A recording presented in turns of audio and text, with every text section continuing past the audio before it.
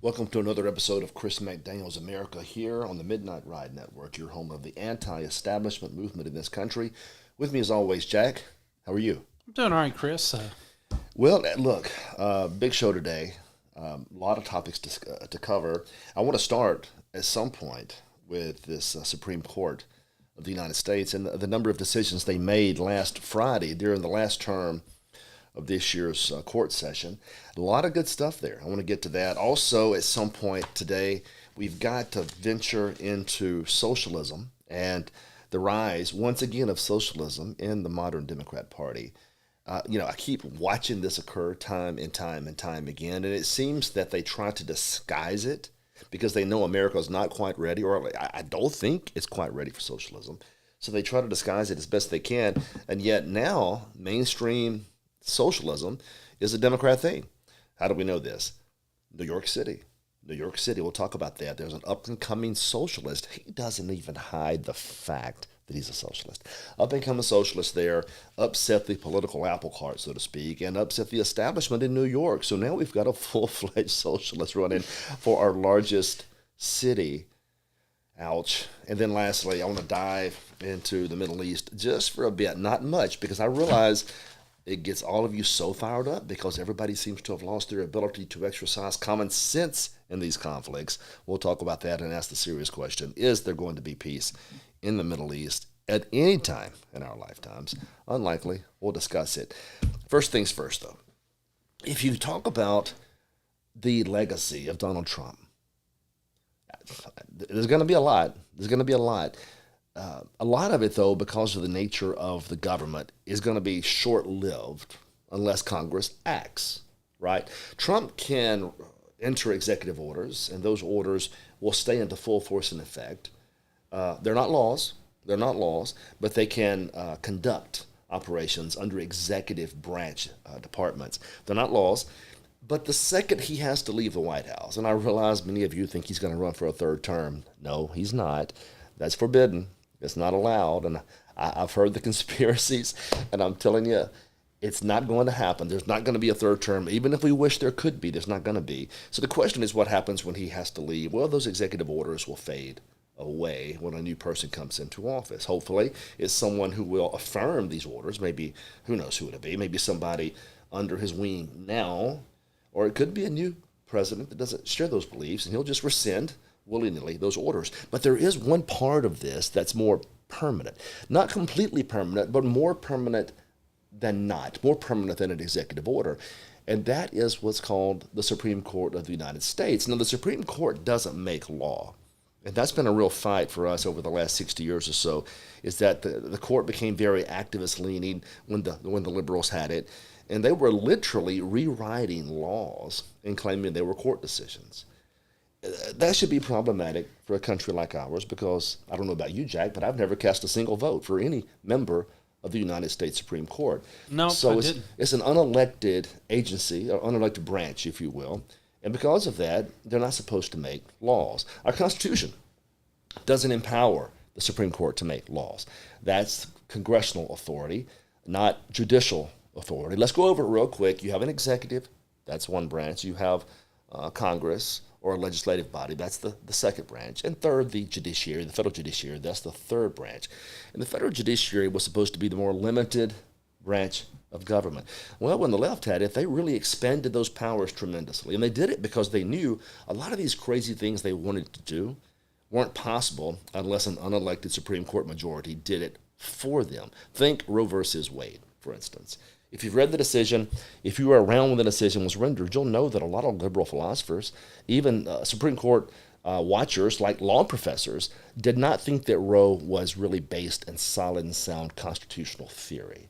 But they passed it. Nevertheless, it became law. And if you say, well, Chris, what do you mean when they wrote laws? Well, think about it. The Constitution doesn't mention anything about a trimester approach, does it?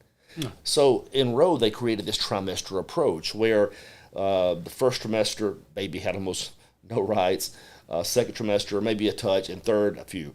So that's not in the Constitution, and we all saw that as problematic. Well, I say all that to say this. The Supreme Court doesn't make law. What it does do, it does construe, in many instances, what the law, what laws are constitutional, which ones are not. That's the test. Well, last Friday, bam. You're talking about Donald Trump leaving a legacy. This court he's helped build has left a mighty, mighty fine legacy. If you just stop after Friday and say no more decisions, it was a big day for conservatives. And you say, well, what happened? What's the big deal? It was a legal earthquake is what it was. It really was. And the first thing they did, and this is a matter of common sense. I mean, come on. I mean, what harebrained liberal justice, well, there's three of them. I'll talk about them in a minute.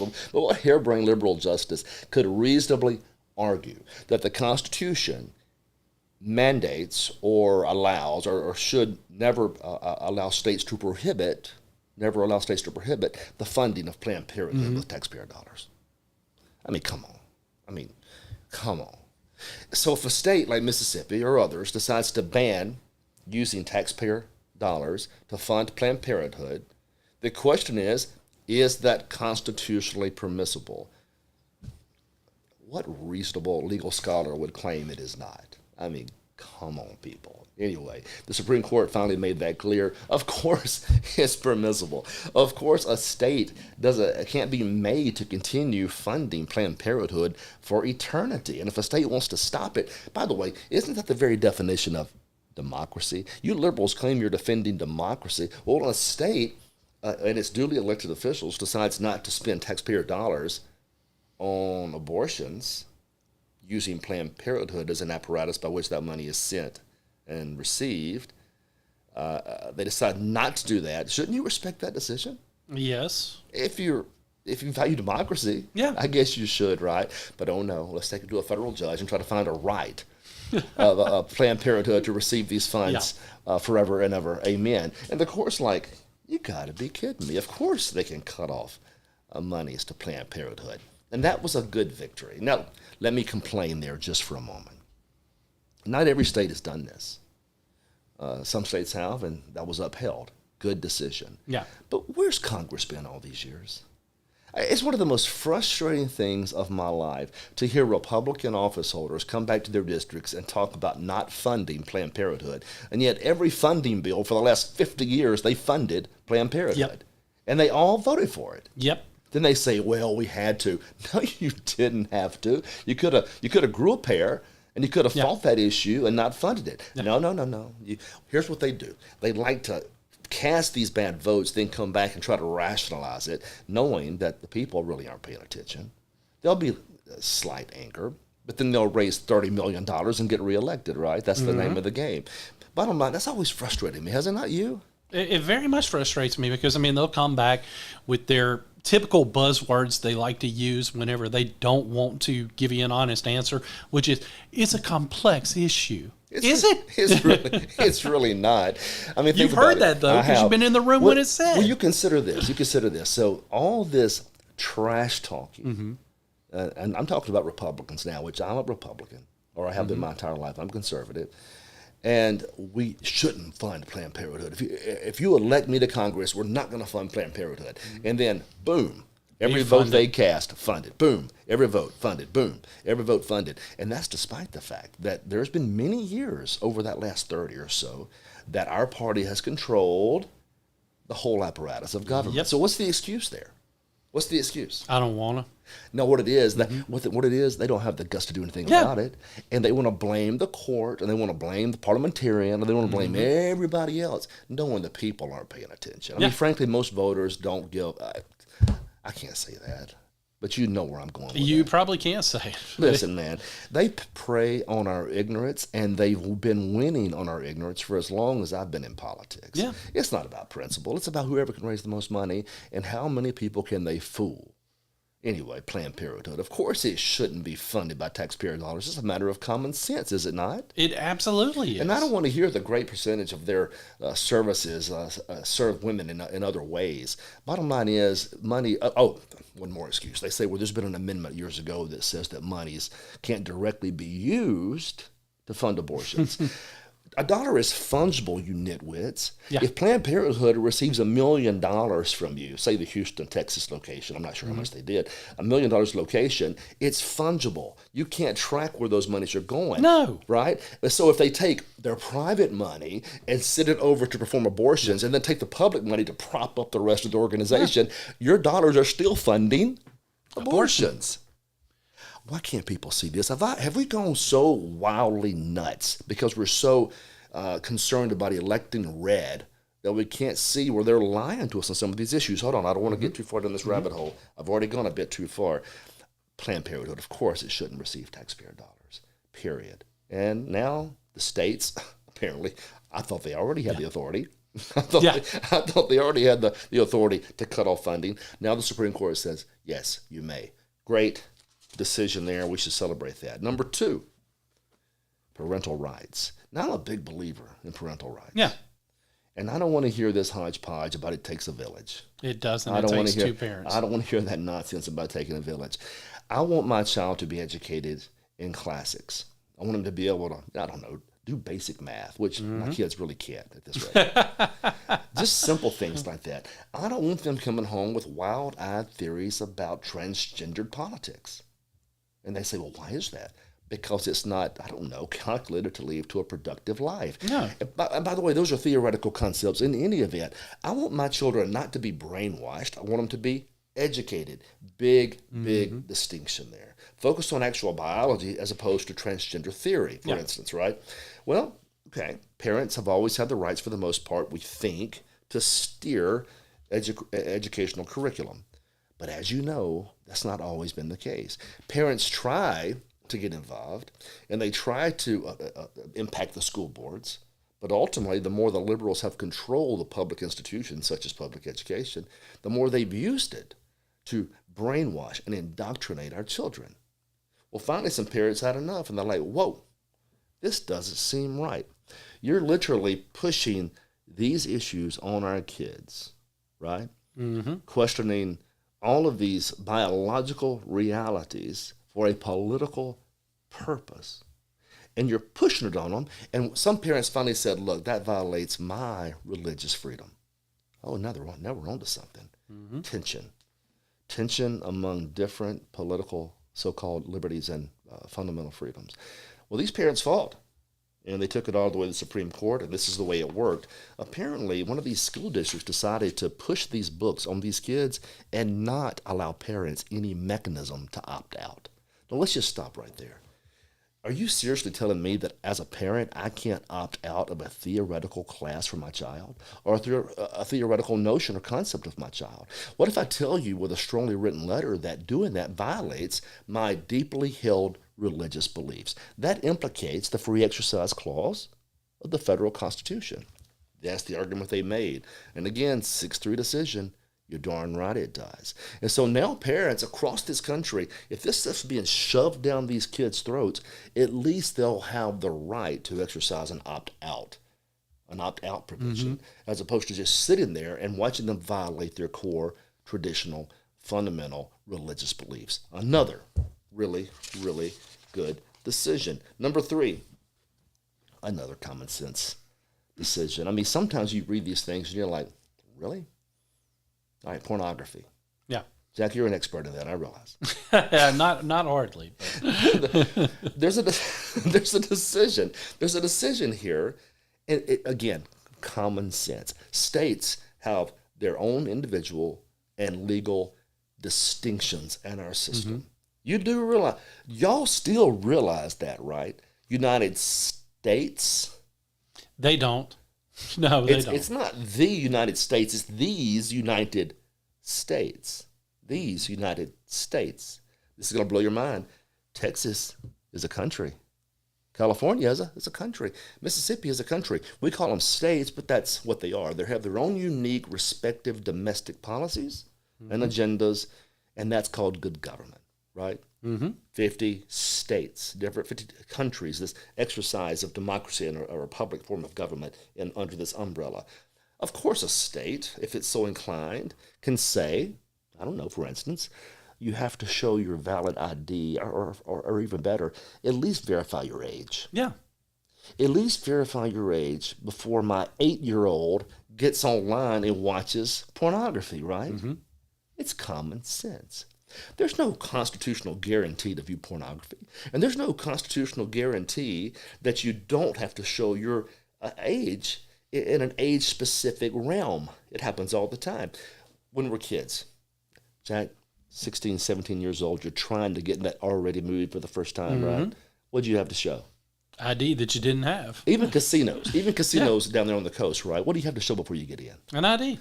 Happens all the time. Oh, no, not the liberals. Apparently they think that the idea of an ID is somehow problematic. You know, these people are really strange sometimes. If you're 15 or 16, you can barely drive. Yeah. And I think the left would agree that's probably a good policy because most 15-year-olds, don't have the mindset to really be good drivers. Heck, most 16-year-olds probably do not. True. And the left would agree that, yeah, there are certain things that kids shouldn't do that adults can do. And then they say, but if you want to transgender yourself at 9, you may. Yeah, If you already know at that age. If you're a boy but think you're a girl, here, take the medicine. Yeah. To have the surgery, it's fine. Or here, if you want to look at porn, I guess that's fine too. But they split the argument and reversed it and said this is about adults looking at pornography and how this infringes their rights. How? How does it infringe your right or invade your privacy to show your age or to prove your age somehow before you're allowed to View the content. Common sense, right? It sounds like it. 6-3 decision again. It's like 6 of these justices have a little bit of common sense, and 3 are just out there in la la land. I'll let you guess which 3. Oh, I don't have to guess. All right, and then lastly, again, it's a matter of common sense. Now, granted, I'm a practicing attorney, and I value constitutional law, right? Mm-hmm. But I can put that aside for a second. I can just say, forget about all my training in that area. Let's just say there's a federal district court judge in Hattiesburg, Mississippi. And that federal district court judge, that single federal district court judge, seeks to issue a nationwide injunction on an executive action. Of course he can't do it. There's nothing in the law that gives him that authority. He can issue perhaps a district-wide, but the reality is the only thing the law gives him a right to do is issue an injunction as to the parties ultimately involved in the case before him. In other words, a federal court judge in Hattiesburg, Mississippi can't enter an order restraining policy in California. It seems to me as a matter of common sense. The judicial acts that have been passed have never expanded the scope of these powers that far, ever. And so we have a situation here where Trump's fighting this so-called citizenship status of people born, right, birthright citizenship, and he's trying to challenge that by executive order. Well, one single district court judge in one obscure part of the country decided nationwide injunction. I'll stop it nationwide. He doesn't have the authority to do that, and no reasonable lawyer or judge thinks he has the authority to do that. And finally, another common sense opinion, 6-3, this time Justice Barrett, writing sensibly, she says, look, if you think you're going to find imperial abuse with the executive, you can't exceed your own power in doing so. Makes a lot of sense. And basically what she was saying is, no, as a federal district court judge, you don't have the authority to issue a nationwide injunction against an executive action. That's for us to do, as a court that sits on a nationwide scale, not for you to do. And by the way, that was a big decision, because what it does now, it frees up all of the executive orders, at least temporarily, until the court can rule on whether or not birthright citizenship is actually a thing or not, right? Mm-hmm. So another good decision, all coming down Friday, and it goes to show that the legacy of Trump in selecting some of these individuals will probably be his greatest accomplishment as president. Now, we hope there are more, certainly, but this court has been outstanding for the most part. They've had some hiccups. For the most, that's right, for the most part, in doing exactly what we conservatives want them to do. Now, we still have to watch the usual cast of characters. Oh, yeah. Justice Roberts. Yeah. You never quite know, and Kavanaugh sometimes, and Barrett sometimes. Now, I'll tell you this, Alito and Thomas have proved their bona fides. No, absolutely. For the love of Pete. I mean, pretty much everything they write is like, yep. Yeah. Yep. That makes sense. They remind me of Scalia writ large, don't they? Oh, yeah.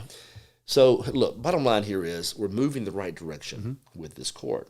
Which isn't easy because, as you pointed out a second ago, Roberts really, I think, wants right down the middle. I'm not sure he's a But it's not his call. Yeah. That's what people always mess up. They think he's the Chief Justice. He gets control of the direction of the court. He does not. His concern is he wants to leave a legacy. Yeah. And his legacy as an individual, because his name is on the court, the Roberts Court, is a legacy of, in many respects, of middle ground mush. In other words, not to upset the political establishment too much or to create too many disturbances in the force, so to speak, as to cause problems. The problem with his approach is this: if something is unconstitutional in 1789, based on the same language of the Constitution, and it remains unconstitutional through 1999, based on the same language of the Constitution, it is still constitutional. Yeah. Conversely, if something was badly decided in 1789 and badly decided in 1969, it's still unconstitutional. So in other words, you don't just say we have a decision and it must hold forever and ever and amen. At some point, as a jurist, you have to say, man, that reasoning was pretty messed up. That was a pretty messed up work. And you have to allow the court to function despite this the support of precedent and the respect of precedent, the way the Constitution demands that they function. But he finds himself always trying to sit in the middle, protecting a legacy. And he's a brilliant person. Yeah. He's a brilliant man. So brilliant, in fact, that he was able to rewrite Obamacare and to make it a tax. Which it was never even argued. Well, it clearly said it was a penalty. Yeah. It wasn't even listed in the tax provisions, but he was able to rewrite the statute to create this opt-out for all of us and have it survive. Here's the thing. Let's go back to the original point here. He decided years ago that he wanted to split hairs whenever he could to preserve the political integrity of the court as much as he understood that to be. Now, he would say the court's not political at all, but when he's allowing external political activity to influence his decision, he has become, by virtue of that, political. Now, with that said, birthright citizenship. I know that's what everybody wants to talk about today. Nobody really cares about the other three. They want to talk about birthright citizenship because it gets people so fired up. Yeah. Now, here's what that means. If someone is born on this soil, there's a legal question there. Are they a citizen? Well, hands may come up in the classroom. Well, who? Who was born on the soil? Well, the first answer is anybody. Anybody born on the soil, do they become a citizen of the United States? Because the language is really interesting. It says, and I'm going to read this because we have to start our analysis with the clause that controls this question. It says, all persons born or naturalized in the United States and subject to the jurisdiction thereof are citizens of the United States and the state wherein they reside. Let's look at the language. All persons born or naturalized in the United States. Ooh, that's broad. Yeah. What's it say? All. It does say all. All. But there's a qualifier. This is where it gets really complex because if you look at it broadly and you say, okay, yeah, it means anybody. All is all-encompassing is what the law says. But then there's a qualifier. And the qualifier says, and subject to the jurisdiction thereof. Wow. Somebody badly wrote this amendment. Congress. At least give us some clarity as to what and subject to the jurisdiction thereof means, because that's the fight. Legally, let's ask the question. This is the law school classroom. What do you believe subject to the jurisdiction thereof means? Me personally? Yeah. If I had to answer, I think it means of naturalized U.S. citizen parents. Yeah, but it says all. It does say all. Subject to the jurisdiction thereof. If you drive your car into Alabama, and you violate an Alabama ordinance or an Alabama statute, aren't you subject to the jurisdiction? You are. See the problem? I do. If you incorporate that phrase widely, if I go to Louisiana and I walk into that state, I am now subject to that jurisdiction. And they have some quirky laws. Well, I'm I'm there. I'm subject to the jurisdiction. And that's what at least one Supreme Court case has ruled. It says that, well, you're here and you're under the law, so you're subject to the jurisdiction. Ouch. That is a broad interpretation. And we've seen that interpretation once before in this case, United States versus Wong Kim Ark. Say it with me. Wong King Ark. Kim. Kim. Wong Kim Art. I'll let you guess that was probably a French citizen. Of course. Wong Kim. I think he's from Moselle, right? Chinese nationalist. Now, here's the distinction. Okay, so in that particular case, decided in 1898, the court construed the phrase to be crazy broad.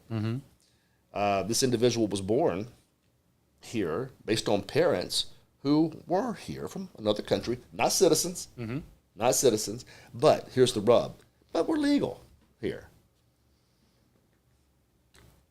Anybody following me? Any of my prospective law students listening to this? Do you not see the distinguishing factor of this case and how we can uphold it and still do away with birthright citizenship? Here's the answer. If the court is so inclined, they can say, okay, subject to the jurisdiction thereof means simply that if a person is here legally with our procedures and laws, they are subject to the jurisdiction thereof. But by definition, if you hop the river and you're not here legally, you're not technically subject to the jurisdiction thereof. They could at least theoretically confirm the earlier decision and then still do away with the biggest, most wrong part of birthright citizenship.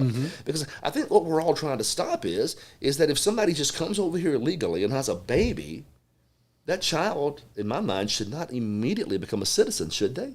No. I don't think so.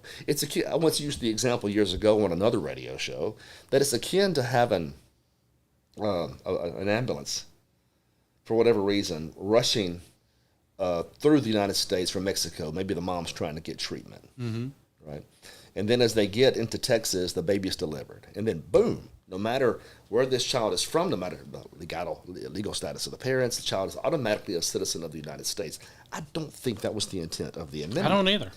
And I say that because we have a couple of references during the debate of a couple of senators that said things on the floor as to their understanding of what the law meant. Now get this. This is where it gets weird.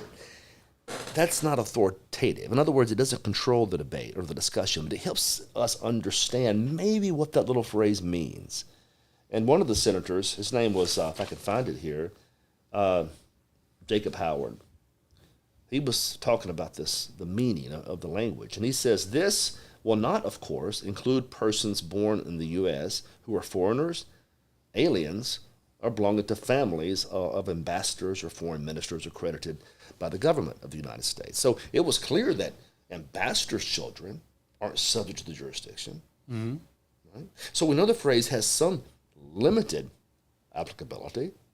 He's allowed us to understand that. There was another senator, Lyman Turnbull. This provision means subject to the complete jurisdiction thereof. What do we mean by complete jurisdiction?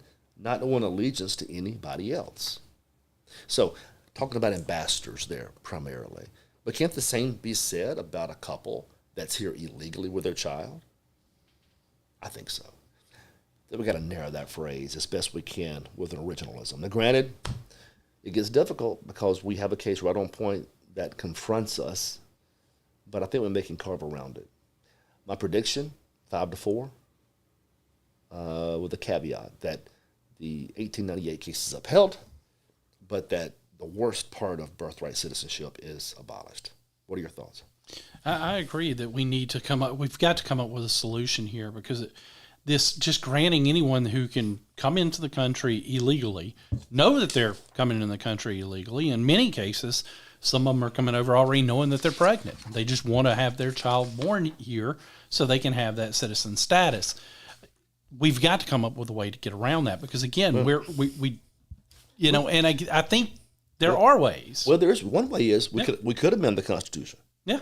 I mean, that would be a tough task. I would love to see that happen, but I don't think that's feasible in our current climate. That would be a tough. Well, we've done it a bunch in the past. It's been amended a bunch of times, but you're probably right. In this particular climate, it may be almost impossible. But you could amend the Constitution and clarify this language. But there's that language, and it goes to something that lawyers struggle with almost daily. You know, you think a statute or a provision says what it says, it means what it says, but sometimes you scratch your head and you think, well, what do they mean? Yeah. And that's what the Supreme Court has to decide, and subject to the jurisdiction thereof. Broadly interpreted, you're here, you're under the laws. Narrowly interpreted, something different. But that gets tough. It does. It gets tough. And that's the hard part about being a Supreme Court justice, is that now you've got to sit here and stare at this phrase. Now, where else could you go to find reference, right? The act itself was debated in Congress, and we have a couple of quotes about that there. Not much, Yeah. but a couple of quotes about the 14th Amendment ratification. Two, I guess you could find, and historians like to dig up, what did this phrase mean in other acts Yeah. at the time it was adopted, right?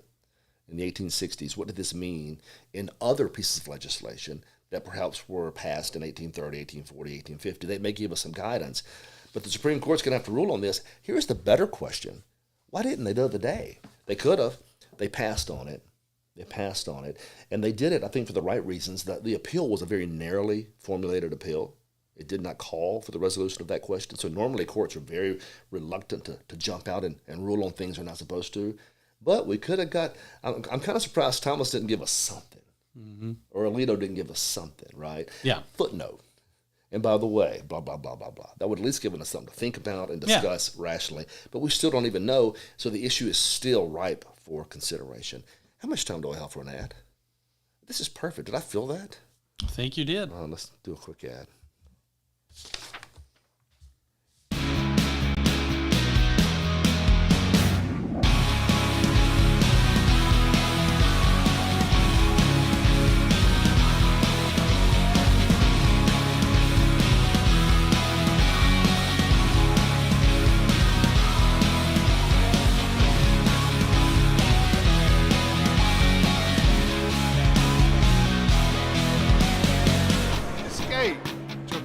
Resort. Welcome back to Chris McDaniel's America. That was a great ad, wasn't it, Jack? It was a tremendous ad. Tremendous ad. You know, I'm sure everybody is completely sick of talking about birthright citizenship by now. I was just trying to point out the difficulty of this job. Not this job, their jobs. But I do believe there's a way to answer the question and to actually have it done rationally. Remember, I talked about common sense earlier? Yeah. How about we just apply some good old common sense? If the phrase is that dadgum ambiguous, how about find a way to make sure the absurd result doesn't happen, right? That's the one thing we need to happen, because again, when it's purposely put that vague, it makes it that much harder for folks to come up with the true definition. You know, it's crazy. I will say this: when you're talking about passing constitutional amendments, our Constitution, historically speaking, is a very short document. It really is, and you can't put every conceivable limitation or subparagraph in there. The darn thing can be 6,000 pages long. Yeah. So they pass these things as best they can, and then we scratch our heads 100 years later thinking, okay, what do they mean by that exactly? Yeah. And so it creates all this confusion. And chaos. Speaking of confusion and chaos, every time I think the Democrats have gotten sick of actually exposing themselves as communists, somebody comes along and does it again. Yeah. I don't know if you've been following this mayoral election. I have. In New York City. McDaniel is his name. I saw where another Democrat the other day endorsed him, and they mispronounced the name. And hell, I may be mispronouncing it now. They said Mandini. We just call him Zoran. This is Mamdani. What's that? We'll go by as first as Zoran. Well, I think it's Mamdani. I mean, you know how these names can get super exotic. Oh, yeah. Considering nobody in New York's actually from America anymore. That's fair. That was a joke. Everybody relax. He's an avowed socialist. Yeah. But really, for a person to now call themselves a socialist, he's a communist. You just can't say the C word here. You know that, right? So he runs in this mayoral election seeking the Democratic nomination. And one would think the Democrats would choose somebody, I don't know, that believes the way they believe. One would think that the voters of New York, being democratically inclined, would choose a strong Democrat. And they had a couple of options, including Cuomo, who's trying to resurrect his political career, and he's from an old political family there in New York. And everybody thought that he might win this thing. After all, he had a 20-point lead at some point, but guess what? That was among, if I'm not even sure rational Democrats still exist, but that was among the more rational Democrats in the city, the old school guys that actually come out and vote from time to time. You know, the ones that are dirty and rotten and are very corrupt, those people. He had a 20-point lead, and then lo and behold, this young guy comes over, and typical socialism. He promises New Yorkers every free thing he can think of. And he wins by 20. Well, not 20, by 8. Yeah, 8, 9, 10. Enough to be a problem for Cuomo, who thought he had it in the bag. So how did he do this? He's taking advantage, once again, of an ignorance that's prevalent, not just in the Democratic Party, but across the country as a whole, into somehow believing that socialism can actually work. It ain't never worked. It's never going to work. No. It doesn't work because it's counterintuitive to human emotions and thought and reason. And I'll get to that in a second. But he comes and runs, and he basically has an agenda. I'm going to read this agenda to you, Jack, because it really does sound good if you're stupid. If you've never considered the ramifications of what this means in an overall economy. I'm going to get to that. I'm not trying to be hateful because these things sound really good, but we have to get to the bottom of what it really means in practice. So he said, look, man, it's too expensive to live in New York City. I agree. I've been there many times. And when a sandwich costs $29, I feel your pain. Okay? But there are reasons for that. We'll get to that in a second. But the question is, how do you fix it? How do you correct it? His idea? Rent freezes and rent control. So he's saying housing is too expensive, so how do we make sure housing remains affordable? We'll just freeze how much they can charge for it. I'll tell you why that's stupid in a second, but just think about it. It sounds really cool. You mean my rent's $500 a month and you ain't gonna let it go up? Count me in, sir, right? Silly. We'll get to it. Number 2, he wants to create a city-funded social housing authority. We already have housing authorities, and they failed everywhere they've been tried. But he's getting somewhere here. He's going to make sure that housing is controlled by the strong arm of government. He's going to bring government down on anybody who charges too much for rent. I'll get to that in a second. Sounds good, doesn't it? He wants to increase the minimum wage to $30 an hour. I'm heading up. I'm in, right? $30 an hour is not a bad day. No. I know in New York it doesn't pay the bills, and I'll get to that in a second. But again, it sounds really, really good to these young people that don't understand how economies work. Number 4, I'm talking about free transportation, buses and subway. See, right now, if you travel... Can you give me a free car, too, while he's at it? Don't get him started. See, here's the way cities work to the Southerners out there. And I know you've been to many of them, but I've ridden a whole bunch of subways, and I've always had to pay something. It's not a lot. I can take an Uber across town for $30, or I can get the L train for $2.50. Yeah. It just depends on how much discomfort you want to experience in your ride. If there's 600 people crammed into a sardine can, it may not be worth $2.50. But sometimes the train is open and wonderful, not around lunch, not around rush hour. I would suggest 2:30 or so in the afternoon. $2.50 all the way across the city. That's a good day. Yeah. He's saying free. Again, it sounds great. You mean I can ride the train anywhere I want, however I want, and not pay a dime? I can get on the bus, do the same thing. It sounds great. Let's keep going. Universal child care. Have a baby? Shoot, don't worry about it. We got this. It's going to be fine. Have 2. Have 3. Have you don't 17. You don't have to raise these kids. What could go wrong if you just pop them out and give them to the state to raise? Yeah. That makes great sense. That's no problem there. Oh, city-owned grocery stores. You know, I guess that's subsidized food, free food. I guess they feel it. The socialists seem to think the way to fix everything is to control it. Seriously, have you heard this phrase now, food deserts? They say, like in the Delta, Mississippi. I'm sorry, I love the Delta, but Mississippians are notoriously heavy people. We're heavy not because we're lazy. We're heavy people because we like to eat junk. That's not bad. It's true. I love it. You love it. We all love it. Fried chicken is one of my favorite things. And the more grease, the better. It's terrible. I mean, terrible the grease habit. is what makes it. Heart attack on a dish, right? Yeah. My grandmother used to take beans, like peas and butter beans, and put bacon drippings in it. Yep.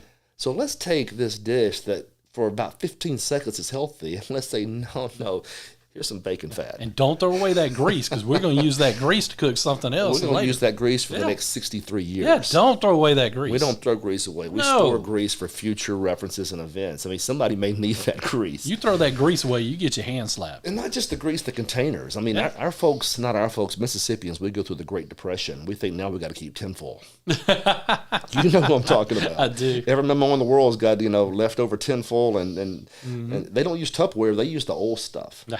Old, like, metal, just rust. You know how it is. Yeah.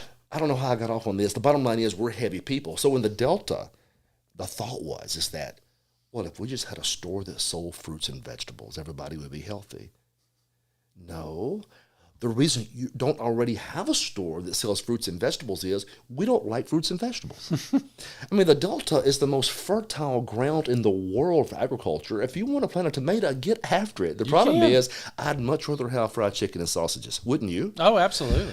I know we're bad for saying that. That's Mississippi, and we love our good food here. But New York, again, thinks if we just build the right grocery stores, everybody will be healthy. Yeah. I'll get to that, too. I'm taking too much time with this mess. Also, higher taxes on billionaires, which whatever. I'm kind of for that sometimes. I'm not really. But, I kind of sense that that's like something I could, anyway. And then he wants to get better. He says the police are too harsh. So we're going to move our resources away from the police, defund the police. Yep. And we're going to fund community health organizations. Do you think any of those thugs presently committing as many crimes as they can get away with will immediately step aside and stop their violence and their stealing and their thuggery so long as they can get a free Prozac at some point? Oh, but of course. I mean, or the doctors could police the neighborhood. And then he wants $63 million in gender-affirming health care. I'm not even sure what that is. I don't know what that is. That sounds like and of more course- nonsense. And of course, to top it all off and to make it better for everybody, he's very anti-Israel, so they're going to boycott Israel. Has he talked to all the good Israeli Jews that live in New York? Probably not. Probably not. So all of these things. So the 18 to 24-year-old class sees this and they say, oh, this guy's our man. And they rush out and they vote and they get him the nomination. Our only hope now to save this city that once was great but now is not is that Cuomo gets in as an independent, or that this other knucklehead, Adams, gets in, the incumbent mayor gets in as an independent, and somehow is able to mess up the flow of the socialist and get elected, a more reasonable Democrat. Yeah. So, I'm running low. I got to go in about 5 minutes. Let me just point out a couple of problems with these policies as to why they don't work. Because I insulted people earlier by saying if you believe this works, you're not thinking. So let's think about rent controls. Rent controls. You own a building, and you rent out spaces. And you rent out spaces based on what the free market tells you you can get for those spaces. If you move your rent too high, you're going to exclude some of your clientele base. You move it too low, you'll have a greater clientele base, but you don't know exactly who might be coming in, right? Yeah. So you got to find a sweet spot, depending on where you are and what the real estate market allows you to charge. What if you cap it? What if government steps in and caps it? I wonder, the building owner, he has to react to that somehow, doesn't he? Mm-hmm. What does he do? He cuts back on services that he's going to offer to the tenants. Maybe he stops maintenance. Yep. Consider that. Maybe there's a lot of things that he does. Maybe he gets out of the business altogether. Maybe other investors that were about to build additional units decide, ain't no point in building the additional units. We can't make money building the additional units. And that creates what's called a scarcity. In other words, you idiots, you actually demonstrate a product and you make it worse because you create a scarcity and drive prices up and homelessness up. Let me say it better. I got a little fired up. Look at it this way. If investors run and additional units aren't built, and they stop the maintenance, and those units begin to deteriorate. Now, all of a sudden, you start looking around, and there is no additional housing. Have you considered that? Mm-hmm. That's the end result of a heavy governmental approach. And so what happens is the government, I guess the housing authority, would have to step in and build housing, apartments, which would cost tons of money. And since now the government's taking care of it, and the people don't seem very inclined to care for their own units, we've seen this. Cabrini Green in Chicago. Mm-hmm. We've seen this in public housing all over the country. It never seems to work. Number 2, minimum wage. I got to go. $30 an hour. What if you're the employer? What do? You've got 6 employees. Now the government says you got to raise the $30. You're going to fire 1. Or 2. You may fire 2, right? You're going to raise your cost. You may figure out how to self-automate. You may have to pass our cost on to the consumer. Mm-hmm. So there are real-world ramifications, economically speaking, when he tries to implement these policies. And it always creates distortions and problems in the marketplace. What about universal child care? I joked about that earlier, but do you really trust government to take care of your children? Absolutely not. What exactly does that look like? I know it's tough for parents to work, and you don't want to pay for child care. I get that. But government? Isn't that part of the problem now, is that we have so many fatherless homes and that children are on the streets at 9, 10, and 11 without any guidance or direction? And you think the government can provide guidance and direction? They can't even deliver the mail. No. Grocery stores? I'll get to that in a second. The point is this, and I don't have time to go through every single minute point of how economics work in a society like New York, but leave it, I'll suffice it to say this. There are millions every day of independent decisions that are made that allow economies to work vibrantly and freely. Buyers, sellers of goods and services. Everyday exchanges. I'll pay this if you'll agree to take this. Everyday exchanges. The marketplace creates patterns and it creates predictability in those areas. And every time government, despite how well-intentioned, steps in and distorts that predictability, you create economic nightmares. Think about Venezuela. Have you seen that country lately? Anybody? Has anybody seen the crime and the disruption? Has anybody seen the fact they can't seem to get proper fuel services in their homes, even though they're a fuel-producing country? Socialism. It always ends the same way, despair and destruction of people it claims it cares for. And, by the way, the same people pushing it, like this new guy, he won't be subject to those policies. No, he won't. He'll have his own nice $1 million home, his own jet paid for by your taxpayer dollars. There's always a secondary system that's created, right? Mm-hmm. It's us versus them. You think you're getting a break, you ain't never getting their break. Mm-mm. Politicians will have control of your lives, they'll have control of your money, and they'll never abide by the same rules you have to. Never. They'll get special treatment everywhere they go. And we've seen this in every place this socialism's been tried. So, to the point, New York, you got November to decide what you want to do. I got a bad feeling about it. I definitely have a bad feeling about it. I think we know who's going to win that race. Sadly, it's not the person that should win the race, but it's most likely going to be this insane guy. It is. Well, listen, I'm going to slide out real quick. As always, I know you're very capable. I'll be back next week, but I'm somewhat capable. Let's not set the bar too high, Chris. Well, you're New York socialism capable, Jack. You can get this done. Now you insulted me. So are you sure you want to leave? If that's the way he thinks. But no, it's insane because the young people, and part of the reason why they are so romanticized, attracted to this socialism, and the candidates like this Mandini, however you say his name. I know I didn't even say it the same way Chris did. So, but I mean, I'm not that worried about it.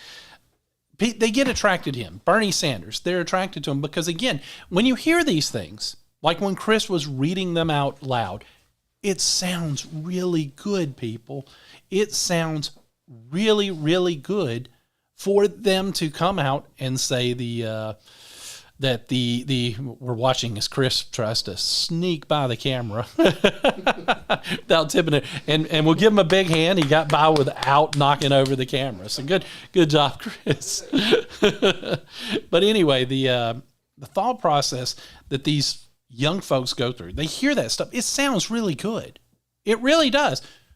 Oh, my rent's going to be capped out. Look, as a renter, and it's someone who's watched in this terrible economy, rent keep rising, that's a great idea, it sounds like, for them to lock me into my rent. But on the flip side, when services get cut, like let's say that you live in an apartment complex where there is let's say that you live in an apartment complex where the folks are stuck or for whatever reason, having to give maintenance to the place, like whether they're growing grass. I think Chris is trying to hunt the keys, which would be on my desk. So, but anyway, again, live broadcast. Sometimes you get interrupted, but anyway, this idea that they're going to have to cut back on lawn service because again, they now can't make more money as they're being charged more. You know, if government's going to say that we're going to lock you, a private business owner, into a certain rate, maybe they should agree that they're not going to raise taxes. They're not going to do that. There's going to be other costs that are going to go up on them, and now they can't offset that cost. It sounds great that you can go get a minimum wage job and get paid $30. It sounds great. But it also takes out of the equation the fact that those people who own those businesses are not going to eat that cost. They're just not going to eat that cost. It's not the way that anything works in this world. They're going to pass that cost along, whether it's through layoffs of existing staff. It's just not a workable system. Socialism cannot work in the current setup. So that's the problem. You know, at this point, I think Chris should just come back and finish the show. So you have keys on your desk? They should be, I think. Or they're right here. This is good live TV. So, Yeah. and of course, now we got to deal with the fact the door is going to be open when he leaves. So we may get a visitor. So, but at any rate, you know, there are reasons why we don't want to go down that path. No matter how well it sounds. Liberalism always sounds good on its surface. The problem is when you try to put it in practice.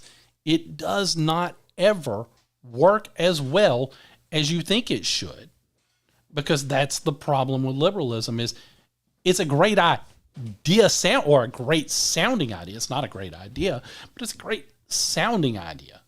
But then it gets pushed, and once you see it in action, you realize, I don't know if this is a workable system. I don't know if this is a system that is going to be the end all be all. Because again, and let's go to the child care that they were offering. Free child care. Nothing's free, people. They're going to have to pay people to do this. So you know what? How do you offset that? Offset that cost if you're a city government. You raise the prices. You raise taxes. You raise taxes. A city-controlled grocery store? I mean, again, sounds great, especially if they can manage it. Again, if it doesn't have the goods you want, you're going to go elsewhere. You're not going to shop there. So it's a money waster. It's going to cost a ton of money for them to do this stuff. And that's why socialism on its face always fails, because they talk about protecting you. And then, again, as Chris pointed out, the fact that the politicians aren't going to have to live under the same system the rest of us are going to have to live under. It's a net free. I think we got Chris successfully out. I think he has escaped the building, so I think we're good now. But anyway, these are the reasons why hopefully New York sees through. Hopefully the young people aren't going to see through. They're the same people that voted for AOC. It got her elected in the first place. But hopefully the majority of the people will show up in the general and they'll vote this guy out. They won't allow him to move towards the mayor's office because he is going to be a train wreck. But I'm watching more and more younger folks Folks that I've known throughout the years who have, yes, they're younger than me, but they used to have some political sense, but because they're either blinded by hatred of Donald Trump or they're now starting to buy into this idiotic socialist drivel without doing a lick of research on how it might affect their lives. Maybe they've gone on and had kids and they realize that it's expensive having kids.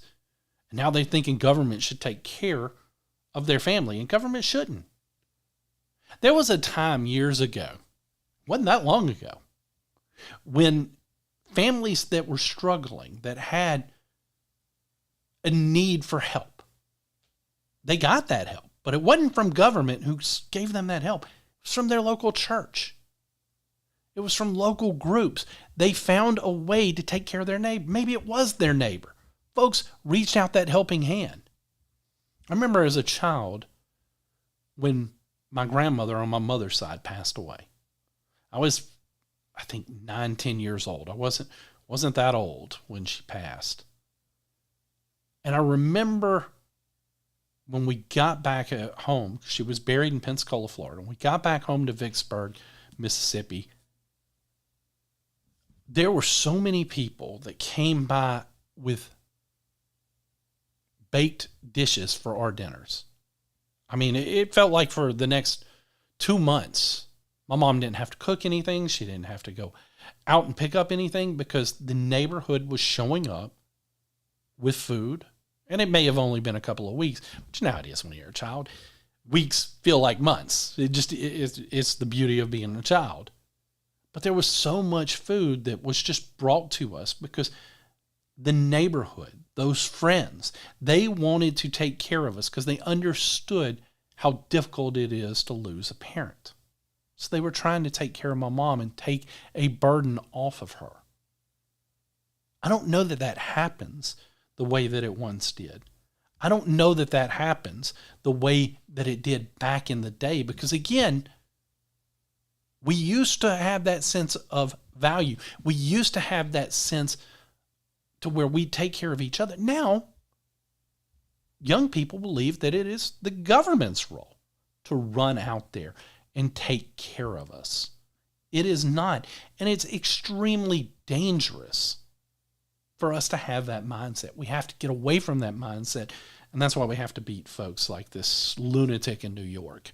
I'm not even going to try to butcher his name again. But again, he's just one of those guys that is tapping into, knows he's in a more liberal city, knows he can tap into this ignorant socialist movement these young people are falling for. And he's trying to push that down their throats. Well, folks, again, Chris had to step out early today. I don't know if we'll record one day this week or if we'll be back next Sunday.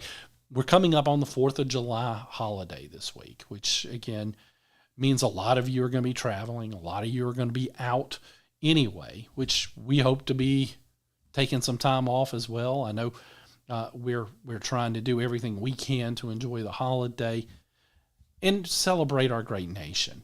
It's not perfect, as we know, because we still got liberals getting elected. So it's not perfect, but it's still the greatest country in the world today. And we all want to take that time to celebrate our nation's birthday. So if you don't get a Chris McDaniel's America next week, and you might, it might just be because we're still celebrating the 4th of July holiday ourselves. And I do want to encourage each and every single one of you, whether it's go to a firework display, whether it's grilling outside with your family. If you've got kids, take a moment, explain to them about the sacrifices our founding fathers made, about the sacrifices those brave men who fought in the Revolutionary War made for this country. Don't let the liberals in the classrooms distort who our founders are. Don't let them try to paint them in a negative light, because if it wasn't for the founders of our great nation, you wouldn't have this nation for us to argue about how to run.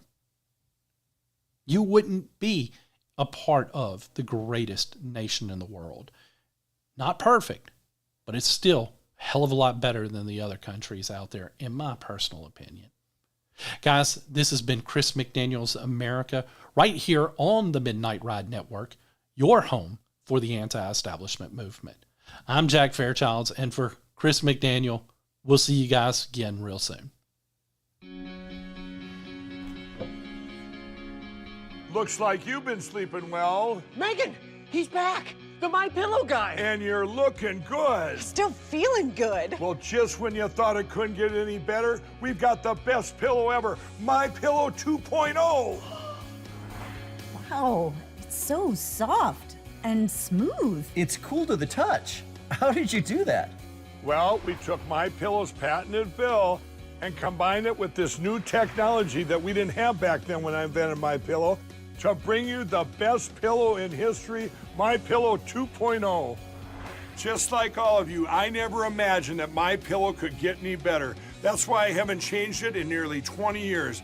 Then I heard about a revolutionary new technology, and I knew I had to bring it to you all. My Pillow 2.0 is truly the next generation of My Pillow. The My Pillow 2.0 is cooler and softer than the last My Pillow. It is so comfortable to sleep on at night. I look forward to going to bed, and I wake up well rested in the morning. Sleep is all about temperature and height. My Pillow 2.0's patented adjustable fill is going to give you the exact individual support you need from your head to your bed. And now here's where it gets even better. We've all experienced those temperature-related sleep interruptions where you get too hot, you toss and turn, you flip your pillow over to the cool side. Well, all that's gone with my brand new My Pillow 2.0 cooling fabric that's made with temperature-regulating thread. The best sleep just got even better. Whether you have a MyPillow or not, you need to get the brand new MyPillow 2.0. Call or go to MyPillow.com now. Use your promo code, and for a limited time when you buy one, you'll get a second one absolutely free. You're sleeping even better. And cooler, too. And you're looking good. Feeling good. I knew you would. Visit My Pillow.